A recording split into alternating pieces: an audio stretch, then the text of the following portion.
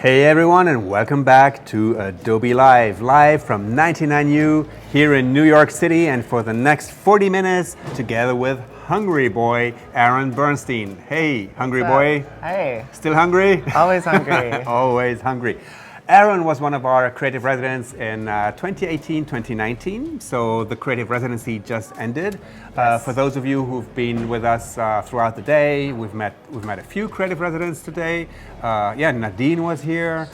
We met a new creative resident this morning, Tyler Babin, and now an old creative resident. Now you're old. not a creative resident I'm anymore, old a news. creative alumnus. That's a nicer way of saying that. Creative yeah. alumnus. Yeah.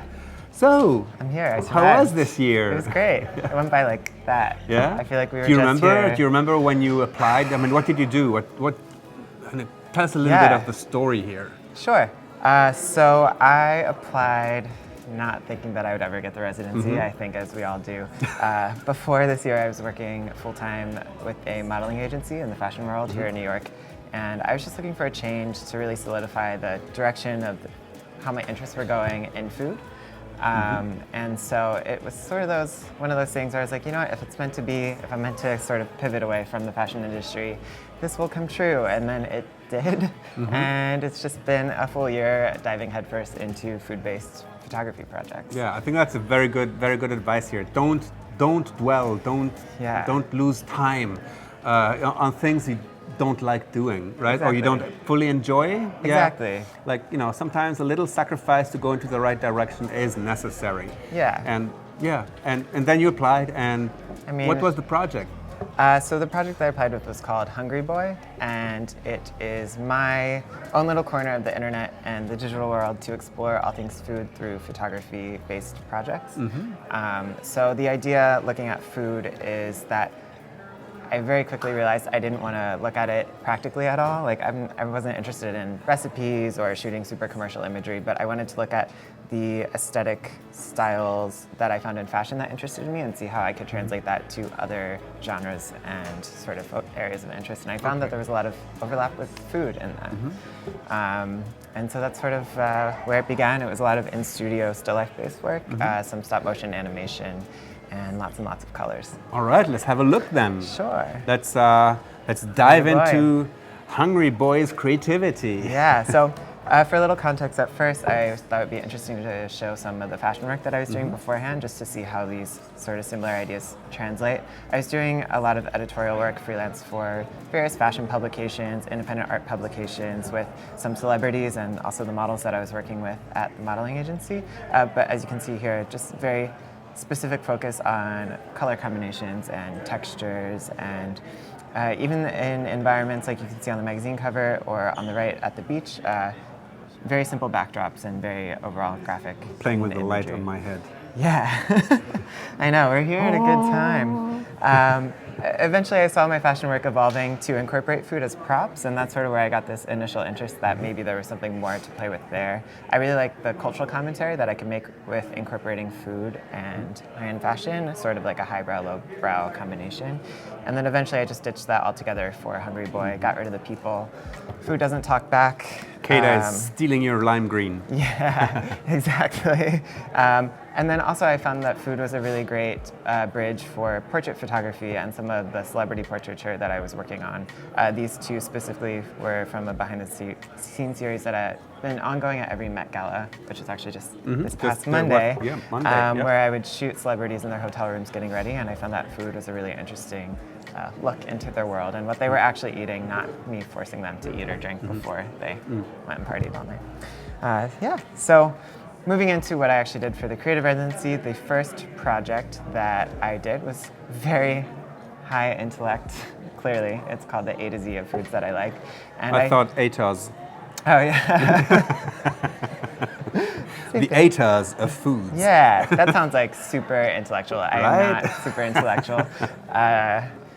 No, clearly, you can see that I'm not. It's been a very long week. But I did a 26-day photography and animation series that I released daily, like I just said, on social media channels to transition my account from focusing on all these people to food.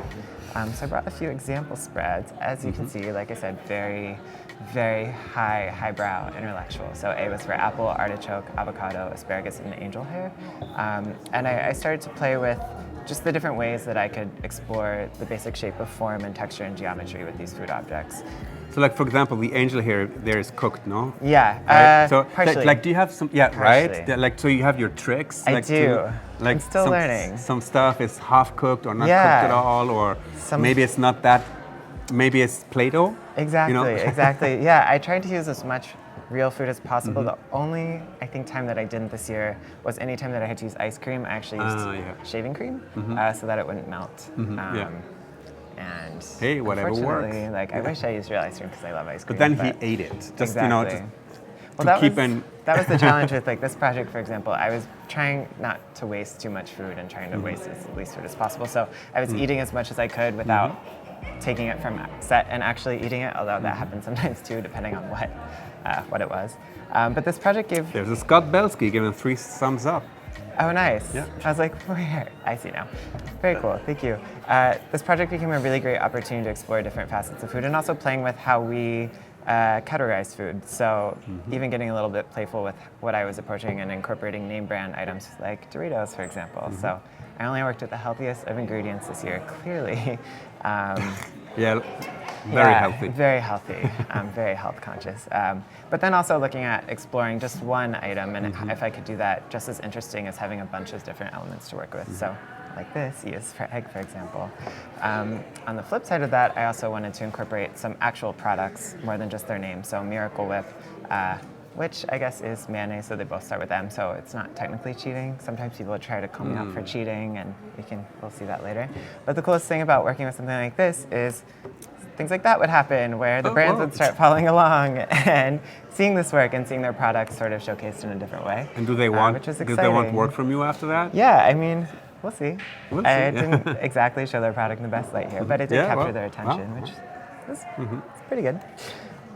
Another one, this is one of my favorites because it's one of the cleaner ones. I think by the end of the alphabet, I got less messy and became sort of more focused on this idea of playing with the shapes and the placement and negative space and how I can really take advantage of the colors that are present. So that was, I don't know. And I think also, weirdly with this one, like I would eat all those things together, no problem. They all seem to go together really nicely.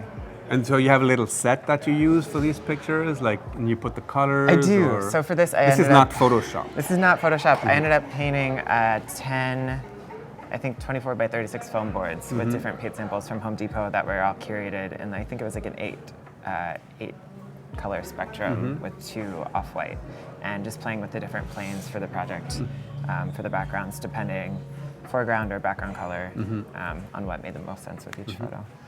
It was fun. Towards the end of the project too, I began experimenting with taking the food in a familiar form and then maybe freezing it in certain shapes and certain ways to play with abstraction even more. So I also was getting very tired by the end of this project. So you can see, like, it was one of those projects where you don't know if it's a good idea or a bad idea, but it was all happening so quickly anyway. You gotta finish it. Yeah, keeping myself on that daily sort of deadline and check-in with this project was a really nice way to create a framework for the residency going into it, and it made it less scary, less overwhelming to like share work with the world. It felt like it was easing into it very, very casually and slowly. So that was the first project. Ah, zebra cake. Yeah, That's zebra something? cakes. They are, and with this one too, I'm happy that you said that. Just this idea that even if you don't know what that is, you can obviously connect from this. It's very American, obviously. Like a little Debbie snack, like a little dessert snack that people sometimes had in their lunch boxes, I know when I was growing up. And then conversely also abstracting something like zucchini that you don't usually see like shaved that thinly, which to me I think look like little inchworms crawling around zebra cakes. So yeah, this looks almost like a zebra. Yeah, it does actually.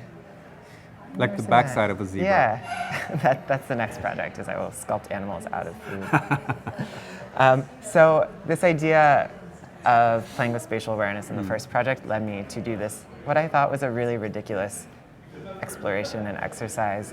Back in July, it was Friday the 13th, and it was also National French Friday. So I did French Friday the 13th, and I did this panoramic image that is way too hard to show all at once here.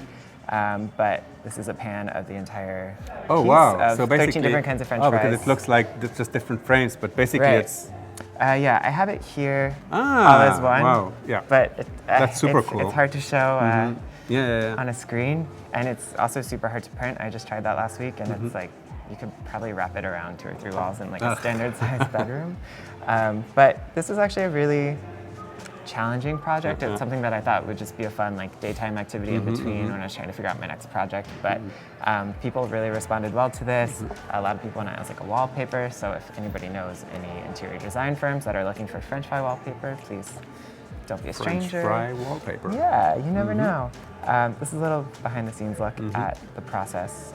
As far as the actual technical process, these are some of the layers that I was working with in the file. I think it took me 16 hours, I counted, in the editing phase afterwards, lots of layer masks just to get all of the, because I was basically shooting each French fry at a time, each type of French and fry then at you a were like time. compositing it together? Correct, and so you can see when the blue comes up, like French fries are really greasy, so they would stay in the background a lot, and it was a whole big mess.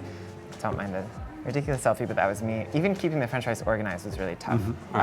Luckily, That's French fries management right there. I know. Even finding 13 different types of fried French fries was really hard.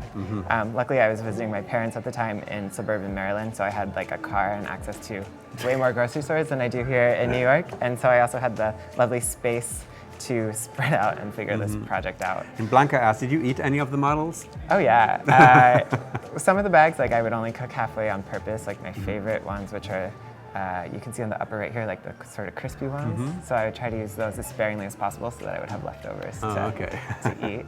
The smiley face ones I'd also never really had, so I also saved a few of those as well. And I highly recommend them. So this project... Kata says, if I were the assistant, I would totally eat this project. Yeah, that's why I don't work with assistants yet, because I the can't assistants trust would them. you can't No, trust I'm kidding. assistants. Yeah, they would eat all the food. That would mean less for me.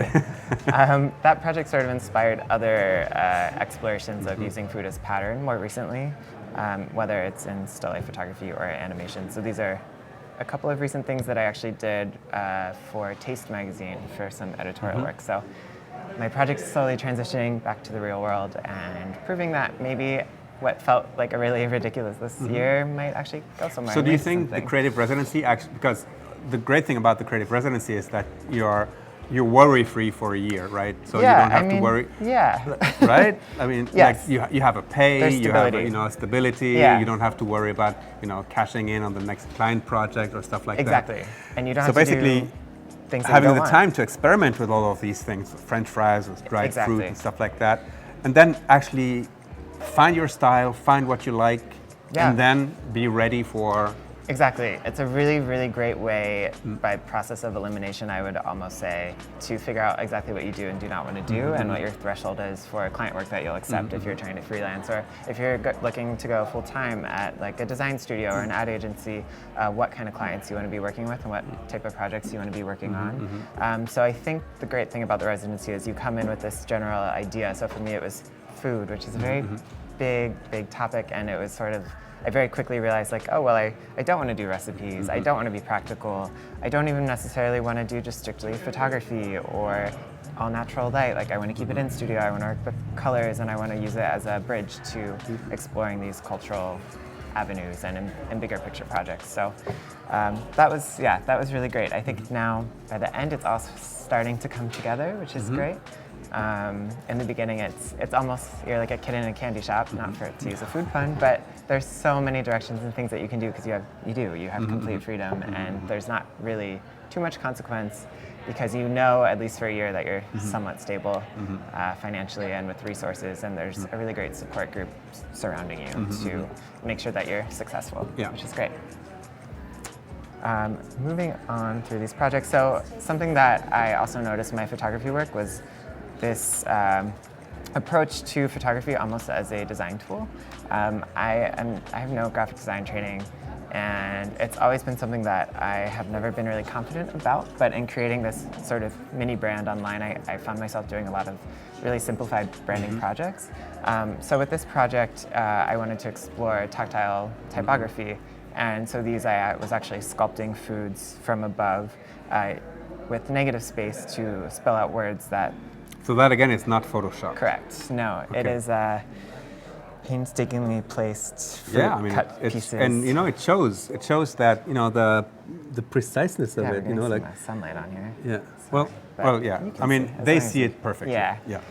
So these are all shot top down, so that you can also get some shadows in the letters, and they're not perfect, obviously, but I wanted those imperfections to come through. You can see. Carrie says that's brilliant.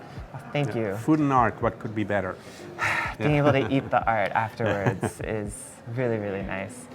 So with something like this, I really wanted to do like candied bacon and even do a play on that.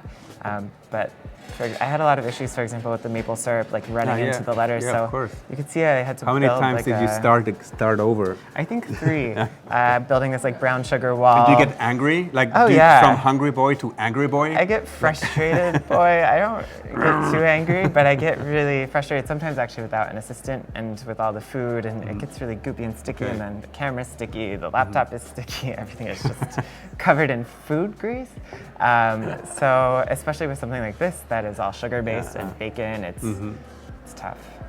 That's right, Alexandra, not digital. No, yeah. I actually have some behind the scenes that I'll show as well. I think this is probably the most flawed, if you will, with the text, where you can see that, you know, sometimes this was French fries and tater tots and donut pieces and fried chicken, where sometimes it didn't allow perfect smoothness with each letter. So it was a lot of work. These I also actually turned into a print series for giveaways that were scratch and sniff cards to bring another sensory element into the mix. My fellow residents helped me put all the scratch and sniff stickers on these at Adobe Max, and I think that they're all still scarred by it, but it was fun. So this is some of the process, as you can see in this first video. Just being even as meticulous as brushing. I was using a toothbrush to style the brown sugar around the letters. I was tracing the letters, as you can see on the right. Never do this like directly on my laptop screen because I didn't have a light box or a printer at the time. A light box is so easy to make. I know, but you should see my New York apartment. Okay. I don't even have proper studio space to do this. And then But you you have can a also, window. I do have a, that's true, but I'm not good enough with the hands to be able to just freehand that letter. The most satisfying part of this project was just drawing the words afterwards.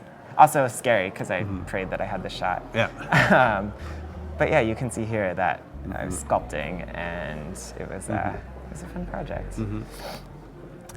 Moving on to the next project, I actually did a collaboration this year. This has a different feeling. It has a little bit of a different feeling. It has something, je ne sais quoi, the British. Yeah, maybe a little bit. Yeah, you're a little familiar with this project. I actually launched an ongoing collaboration with Isabel, who was a creative resident in my year as well. Isabel Lee. The first UK resident, actually, who is a creative director at her own studio now. Her project was all about visualizing language, and we found that there was a lot of crossover in the cultural opportunities that we both wanted to explore. So we have an ongoing collaboration called Feast Your Eyes that visualizes language in multiple mediums and platforms, and it sounds very broad, and that's because we're still figuring out exactly what's next, but we are 2 projects in with this now that have both been photo and pretty much editorial based. So the first series that we did was a sample pack of food idioms from around the world, international food idioms that we crowdsourced from social media places, platforms. You helped us on Twitter getting some foreign phrases that we were not as familiar with. We were originally going to start with just English phrases, but we very quickly realized that there was a pretty big difference even between American phrases and the English phrases that she was familiar with. Sometimes even the same phrase, but a different meaning depending on which country. So we decided to do a pretty vast array. We still have like an ongoing Excel sheet of these phrases. I think we're up to like 300. So if anyone also has any phrases that they know from their hometown, home country, home state, wherever, please. So this is Put ongoing. them in the comments. This is an ongoing collaboration. So we visualized 7 phrases for this first go. We met in London for a week over the summer, last summer, to work on this project together. But besides that, all the art direction, creative direction was done pretty much via text, via Slack, via FaceTime. It was done virtually, which was a really interesting challenge and really unexpected this year to have to do that. So for example, this first phrase I think it's in Chinese, I can't remember if it's Cantonese or Mandarin, it's to drink vinegar, which translates to meaning like to be jealous of someone, particularly in a like romantic context.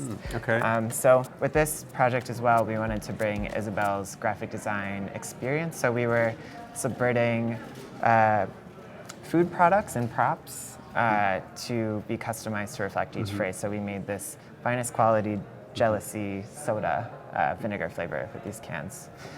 So yeah, Kata, what kind of phrases? Food-related phrases. Food-related Yep. phrases where What has like a meaning? Like we're gonna see other examples Yeah. here, so you get the gist. some might be familiar, some might not. But the idea is that these are not probably as familiar. Like walking on eggshells, for example, is a super common phrase here. Or even just like if you're calling something cheesy, like that's so cheesy. And so these are phrases from other languages that we thought were super interesting that people might not be as familiar with, especially in an English audience. So in French, there's a phrase that means to bring your strawberry, which translates to butt in on conversation. And so here Isabel converted this proto scale to be an opinion measuring scale, where the weight was either uninvited, tolerated, or invited opinion. And the idea here was that the strawberries were breaking it, and spilling out all over. Aaron a ramené sa fraise. Yeah, I only took like 2 years of middle school, high school French, so I wasn't gonna attempt. But that's what you're here for. And there are 2 German phrases, I think. Okay. There's a Punjabi phrase, which means to put in the chili and masala or to add to the drama of a situation. So we made these custom spice boxes, both drama actually, new and imported blend, just classic spice, established 2018 when we did the project. These might seem very like simplified and pared down, but we found working together collaboratively that to get it as simple as possible, it took way more work to make it look effortless and almost obvious. The last example that I was going to show is this German phrase, to add your mustard or to add your opinion. So we have these, in my opinion, mustard bottles. But we didn't start here, we started here. These are some of the reference shots that Isabel and I would send back, even just comparing what kind of mustards were available in our hometowns, to see what would be most familiar with our audience. And then this is photoshopped on top, And or? these are Isabel's Photoshop renderings and Illustrator, I think, previews of. We were originally going to do these 3 mustards, but we found that in order for the idea really to translate in the actual photographs, it had to be even more simplified. And then also we found, as you can see here, there are a lot more design details in the little like weights and subtext and stickers on these, but we needed to simplify the middle one that we ended up using even more so that it would translate in a photograph. So what we found that was really cool with this project was that the props were just as dependent on the photos as the photos were on the props for the whole thing to sort of work and come together. Kata says piece of cake. Yeah, piece of cake. Yes. Exactly. Thank you. I would love to do more with sweet things and cake. I Wow. feel like I did a lot of savory things this year, and I should definitely, selfishly, so that I can eat the leftovers, should do way more. And that's Isabel here, like This is Isabel, hiding looking her- great. Oh wow, there is a chat and win. So nice. participate in the chat here on behance.net/live/Adobe Live, and participate in the chat and win.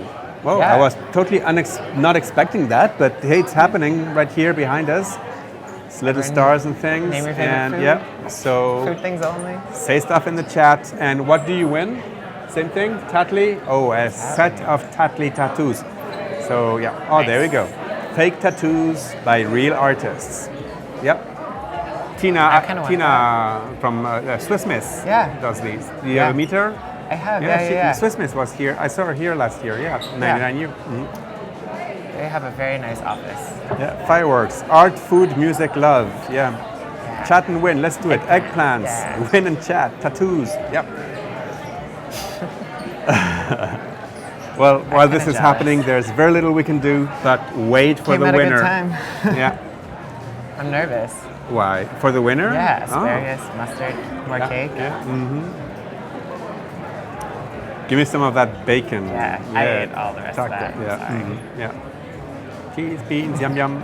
Okay. Acai. So what should everyone do?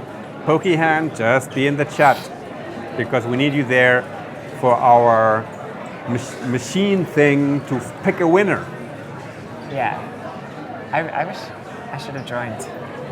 Yeah, no, you can't.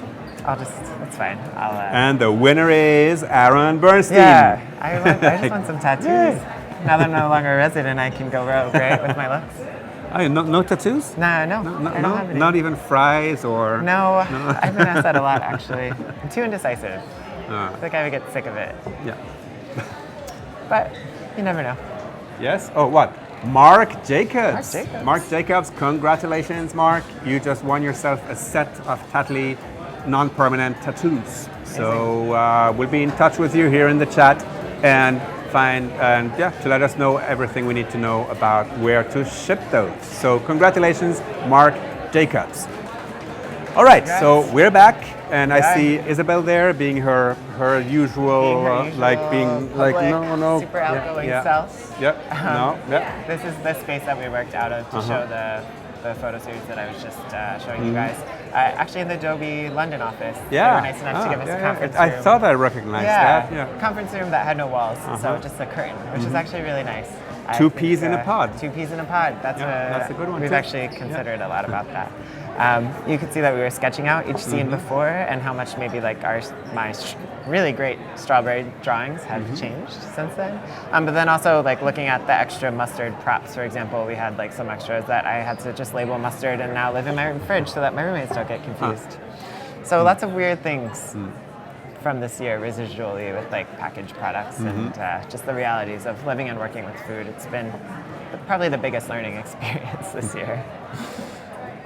Going on to my last photo series that I did, I wanted to do something more New York centric since I'm based here. I love New York, and originally actually Hungry Boy was going to be only about New York, but I found myself traveling so much during the year that it was impossible for me to feel like I could keep that up.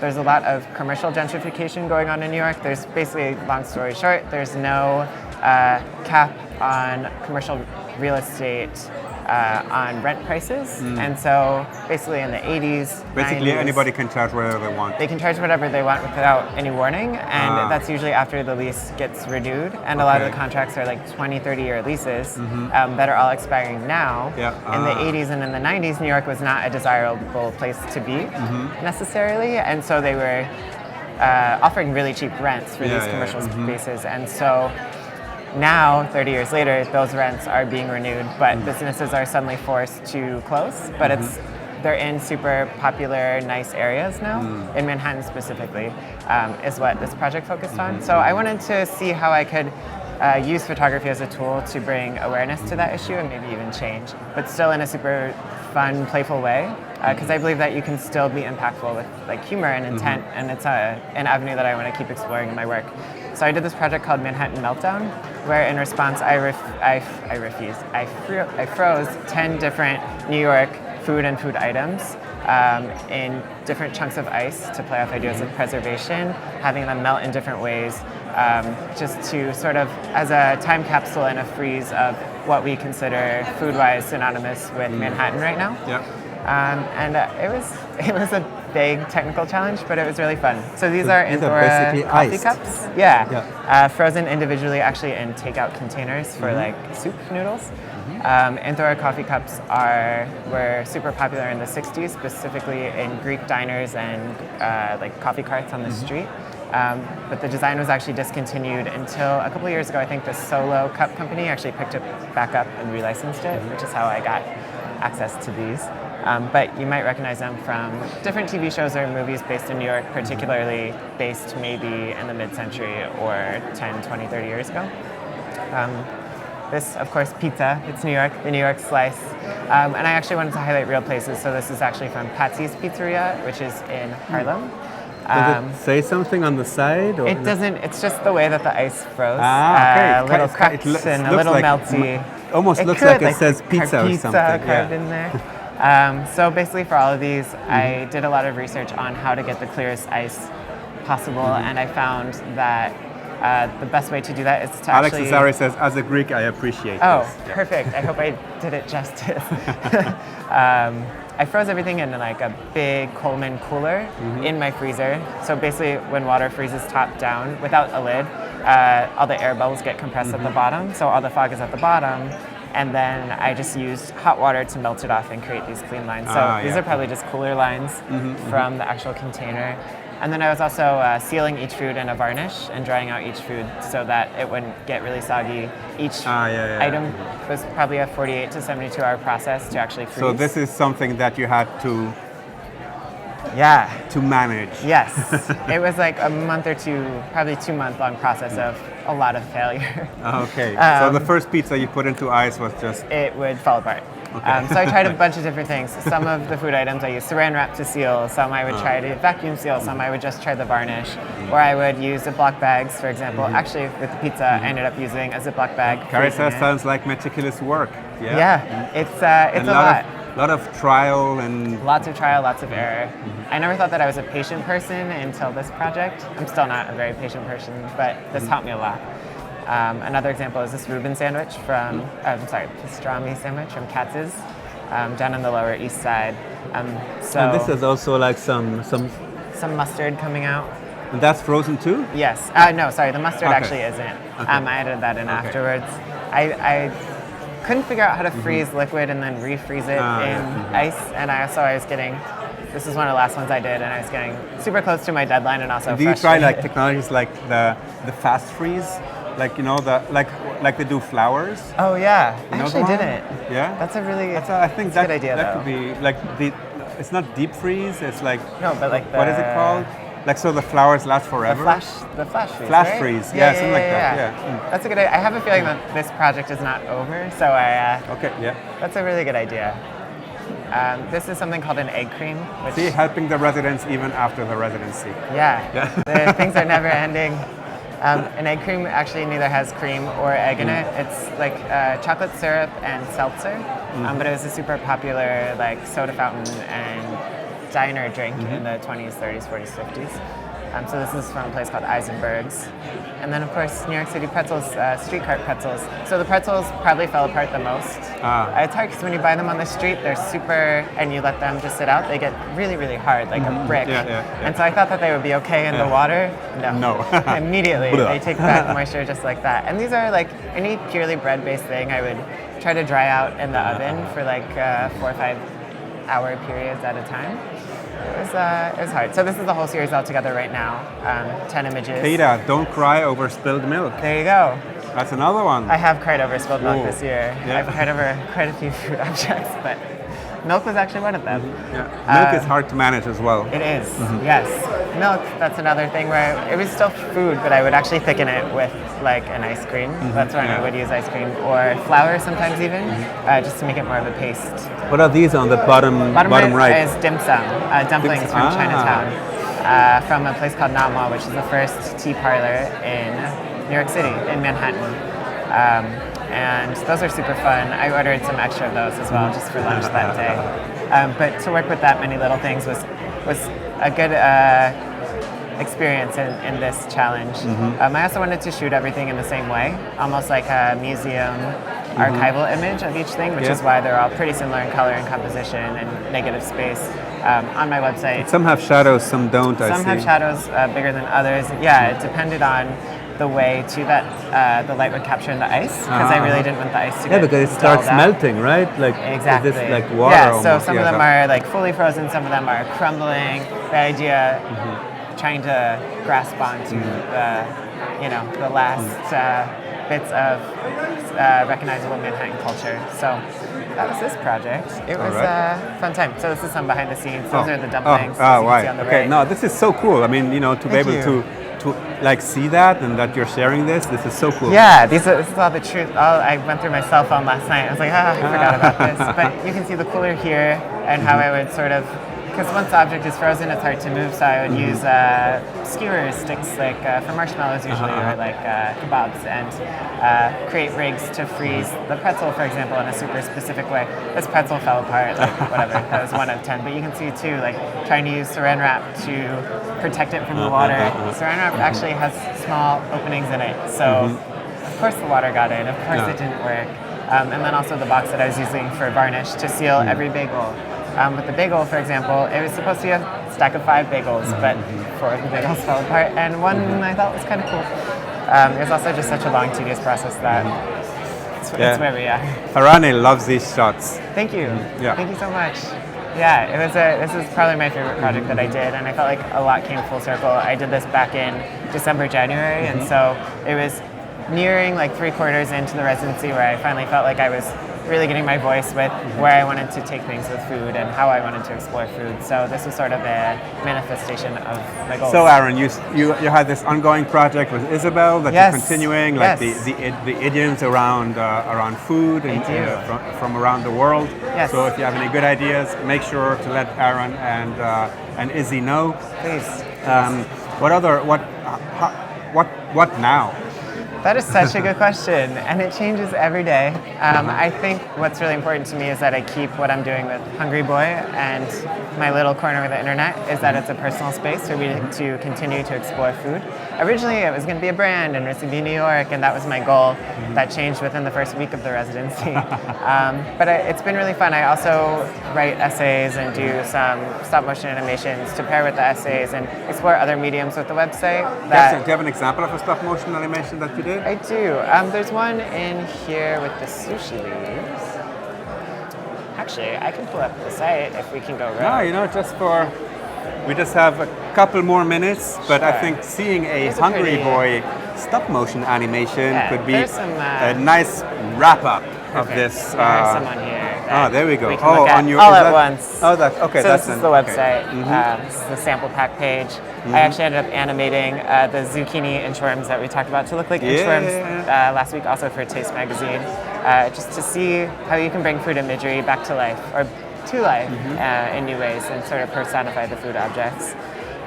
Again, exploring some typography, writing really poorly, freehanded. I'm learning. Using herbs to say hello. French fries animate. Even things like this to show like a how-to also for Taste Magazine.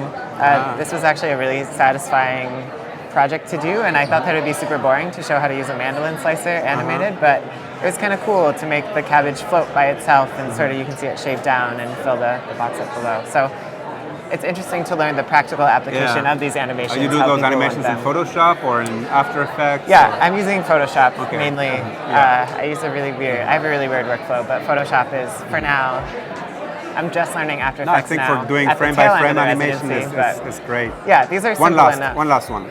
Let's see. The popcorn. I love the popcorn. All right, we can do the popcorn. Popcorn grid. So cool. Yeah. Awesome. It's been fun. Yeah. It's been fun to play. Aaron, thank you so much for being a creative resident last year. The best of luck for the coming years. Thank you. May the boy stay hungry. Always. Like in a good way, right? Yeah. You not because I can't afford to eat because I'm on my work. All right. We'll see. And you guys, you all stay here because we're gonna be continuing in exactly 5 minutes with Tina Essmaker and our very own Kathleen. So stay there. Bye, Aaron. Bye. Bye. Thanks.